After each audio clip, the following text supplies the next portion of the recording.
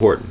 I want to address the people who do not understand the purpose of kata. I've been hearing a lot of stuff from MMA people in particular, and people who are boxers or people who are in sport martial arts claiming that kata has no purpose. It's just a dance. It's just silly. You know, when I was younger, I thought the same thing, which is why they have kata. Number one, it's so that stupid people like you never learn the truth that makes you dangerous. You only have the ability to punch as hard as you can, and when you get old and you lose that strength, you have no fighting system anymore because you never learned the techniques. Martial arts is not about who's the strongest and the fastest and the youngest. It's about who perfects the technique. Maximum result, minimum effort. Not maximum result, maximum effort, hard rock music.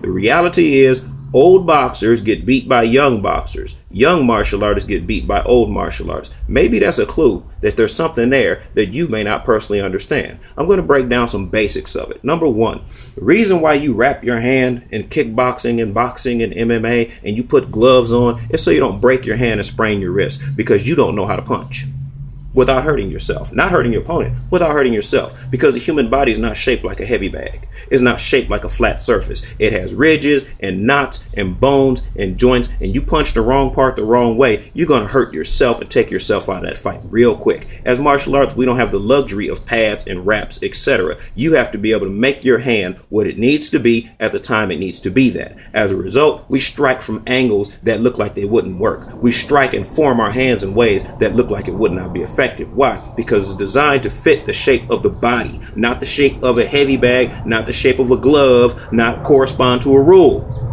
I shoot a tiger claw out like this.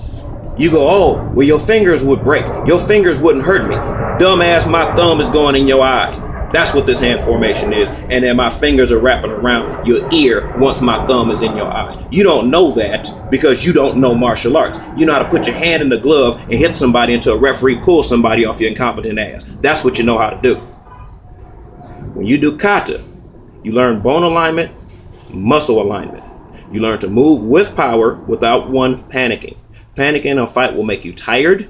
It will make you emotional, and it will cause you to do things that will put you at risk unnecessarily. Number two, it teaches you how to move in a habit that is always correct to minimize risk of injury. That is why your instructor will get on you about make sure the first two knuckles are presented. This is not a punch.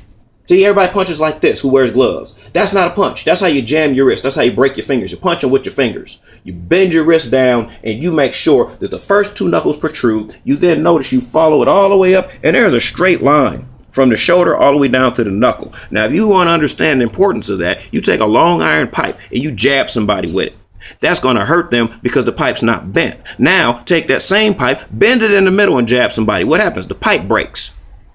So if I want to strike someone with maximum power, I have to learn how to move my arm in a direct straight line from the knuckle to the shoulder, even though you have the wrist joint, you have the elbow joint, you have the shoulder joint, and the fingers themselves have joints. There's lots of bends.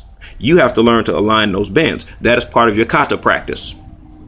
Part of your quan practice. That's part of what you do when you're doing, whether it's pomse, whether it's kata, whatever you're doing, they're telling you, look, you kick with your foot shaped a certain way. You're going to put that foot down with a sprained ankle. And we've all done it during kumite, where you started off eager student, kicking and kicking and kicking, and you end up with banged up shins and hurt foot.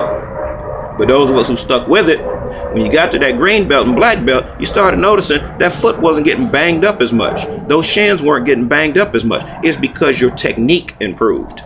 I get people all the time. I'm not a big guy. I'm not 6'4", 300 pounds. Not at all.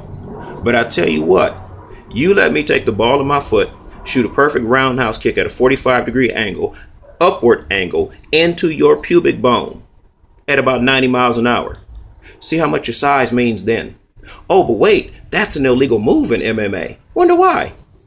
You be the big guy that reaches out to grab me, and I take this finger and this finger alone, wrap my entire hand around it, and snatch as hard as I can. Let's see how well you do your jiu-jitsu techniques then. Oh, wait, I forgot. That's illegal in UFC also. It's also illegal for me to put my thumb in your eye, fish hook your nostril, fish hook your face. It's also illegal for me to put my finger through your throat until I poke a hole in it. It's also illegal for me to bite you. So if you want to talk about real fighting, then put it in proper context. Talk about a real fight. Don't compare some bullshit, watered down sport with gloves that allows the use of steroids and painkillers and is all hyped up on television, and compared to the tried and true methods that allow people like Masuyama to kill a full-grown bull with his bare hands. People like Gogen Yamaguchi to kill a Bengal tiger after 7 days without food in a POW camp. Don't tell me about what works and what doesn't, you inexperienced children morons.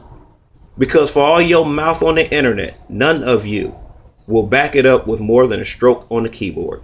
Stay in your place, in your mama's basement, behind the keyboard, and out of the dojos where you don't understand and you are disrespecting history that's older than you, your mama, and your 24-hour fitness UFC gym put together. And if you got a problem with what I got to say, my school been there 35 years. I guarantee you we'll be there 50 more. Inglewood, come. I'm an active Grandmaster. I'm not the old dude that talks about what he used to do because he can't do nothing. I'm that dude that's still back here digging in the dirt, getting it done. And I'm using forms to do it. And I like what I do. Peace.